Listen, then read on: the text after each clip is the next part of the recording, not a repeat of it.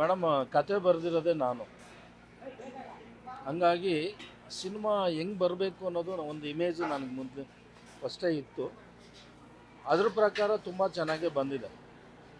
ಇವತ್ತು ಒಬ್ಬ common man ಒಂದು ಒಬ್ಬ ಕೌನ್ಸಿಲರ್ ಆಗಬೇಕಾದ್ರೆ ಅಥವಾ MLA ಆಗಬೇಕಾಗಲಿ ಅಥವಾ ಮಿನಿಸ್ಟರ್ ಆಗಬೇಕಾಗಲಿ ಒಬ್ಬ ಚೀಫ್ ಮಿನಿಸ್ಟರ್ ಆಗಬೇಕಾದ್ರೂ ಒಬ್ಬ ಎಲೆಕ್ಷನ್ನು ಇಲ್ಲದೆ ಮಾಡೋಕ್ಕಾಗಲ್ಲ.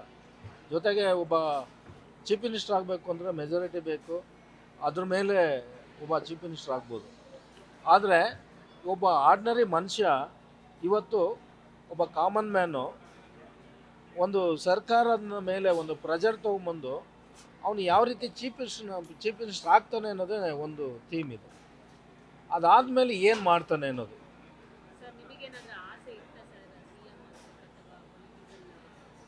ಅಲ್ಲಲ್ಲ, CM ಆಗಬೇಕು ಅಂತ ಆಸೆ ಪ್ರತಿಯೊಬ್ಬರಿಗೂ ಇರುತ್ತೆ ಸಾಮಾನ್ಯವಾಗಿ. ಅದು ಸುಲಭ ಅಲ್ಲ, ಅದು ಪ್ರತಿಯೊಬ್ಬರಿಗೂ ಗೊತ್ತಿದೆ.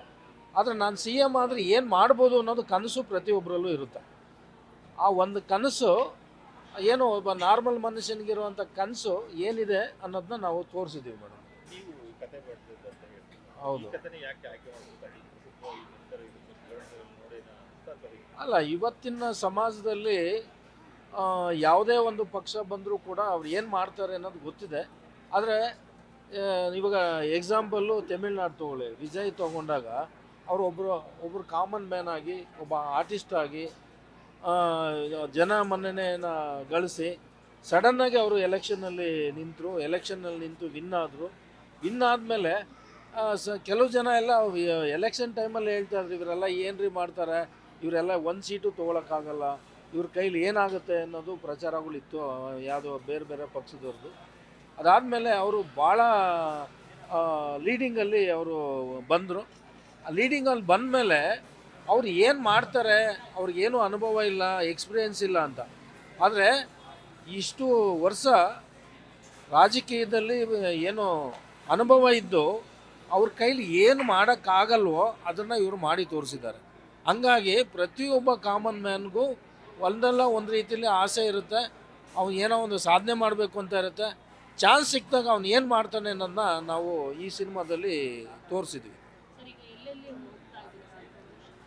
ಈ ಕಡೆ ಈಗ ಸ್ಟಾರ್ಟ್ ಆಗ್ತಾ ಇರೋದು 2 ಗಾಡಿ ಬಿಟ್ಟಿದ್ವಿ ಮೇಡಮ್. ಈಗ ಒಂದು ಗಾಡಿ ಬಿಟ್ಟಿದ್ವಿ, ಇನ್ನೊಂದು 15 ಡೇಸ್ ಆದಮೇಲೆ ಇನ್ನೊಂದು ಗಾಡಿ ರನ್ ಆಗುತ್ತೆ.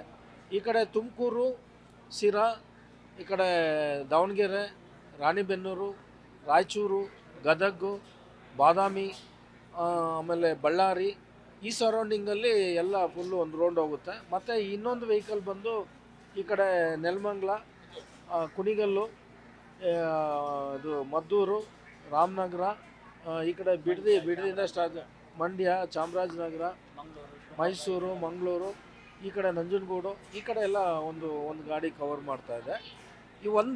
ಈ ಸಿನಿಮಾದಲ್ಲಿ ಏನು ಅಂತಂದರೆ ಸಾಮಾನ್ಯವಾಗಿ ಒಂದು ಹೊಸತನ ಇದೆ, ಪ್ರತಿಯೊಬ್ಬರು ಕೂತ್ಕೊಂಡು ನೋಡುವಂಥದ್ದು.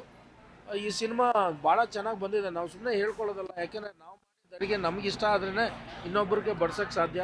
ನಮಗೆ ಇಷ್ಟ ಆಗಲಿಲ್ಲ ಅಂದರೆ ಬೇರೆಯವ್ರಿಗೆ ಏನೇ ಮಾಡಿ ಬಲವಂತವಾಗಿ ಬಡಿಸಿದ್ರು ಅವ್ರು ಯಾರೂ ತಿನ್ನೋದಿಲ್ಲ, ಅದು ಗೊತ್ತೇ ಇದೆ.